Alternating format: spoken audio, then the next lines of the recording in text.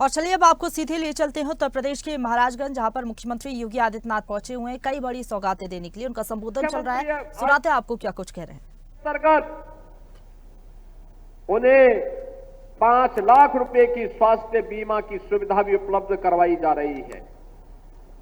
उत्तर प्रदेश के अंदर नौजवान के लिए रोजगार की व्यवस्था, कमाई के लिए रोजगार, अच्छी शिक्षा हो इसके लिए पढ़ाई की उत्तम व्यवस्था, बेटी की सुरक्षा, व्यापारी के सम्मान और अन्नदाता किसानों की खुशहाली के लिए ये डबल इंजन की सरकार पूरी मजबूती के साथ काम कर रही है।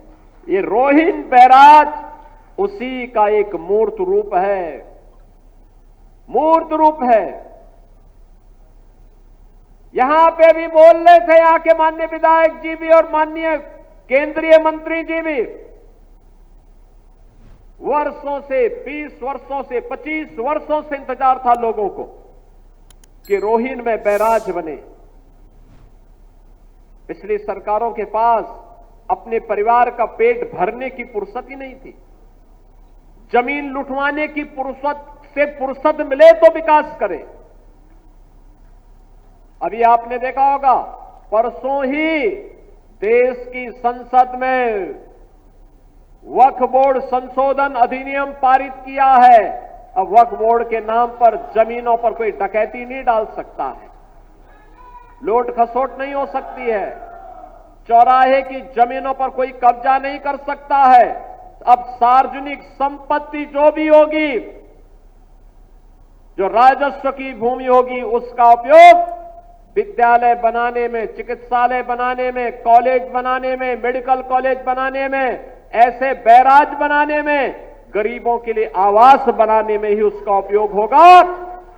किसी बोर्ड के नाम पर लूट खसोट हमेशा के लिए लगाम लगाने का काम किया है। वक्फ बोर्ड संशोधन अधिनियम पारित होने के कारण अब ये मनमानेपन पर लगाम लगेगी।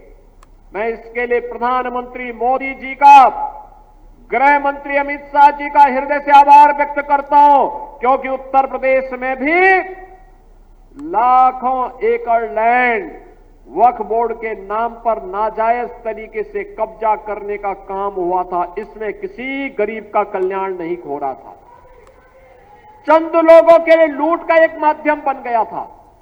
इस लूट पर अब लगाम लगेगी, सख्ती से लगाम लगेगी, और उसी लगाम के क्रम में आज हम सब आपके बीच यहां पर आए हैं। बहनों और भाइयों, आपने अच्छा विधायक दिया, पैरवी हुई। आपने अच्छा सांसद दिया, कार्य आगे बढ़ा। आज यहां पर रोहिन नदी का यह बैराज बन गया। 16,000 अन्नदाता किसान लाभान्वित होंगे।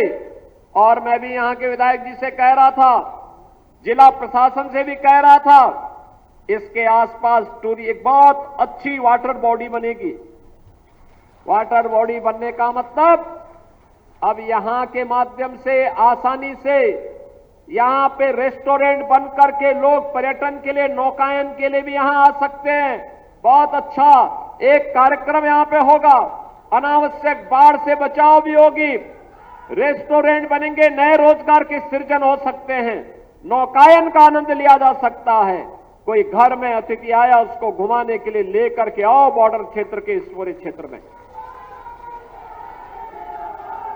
और नहीं तो हर बार होता था किसान तबाह होता था बरसात में, और जब उसको पानी की आवश्यकता होती थी तब पानी नहीं मिलता था। अब बरसात में बाढ़ से बचाव होगी, और जब पानी की आवश्यकता होगी तब रोहिन बैराज आपको यहां पर जल उपलब्ध करवाने का काम करेगा। मुझे याद है इसी महाराजगंज में महाव नाला के कारण सैकड़ों हेक्टेयर लैंड जलमग्न होती थी, गांव के गांव डूब जाते थे।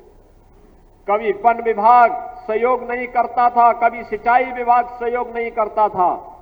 जब मेरे पास ये मामला आया, मैंने दोनों विभागों को बिठाया।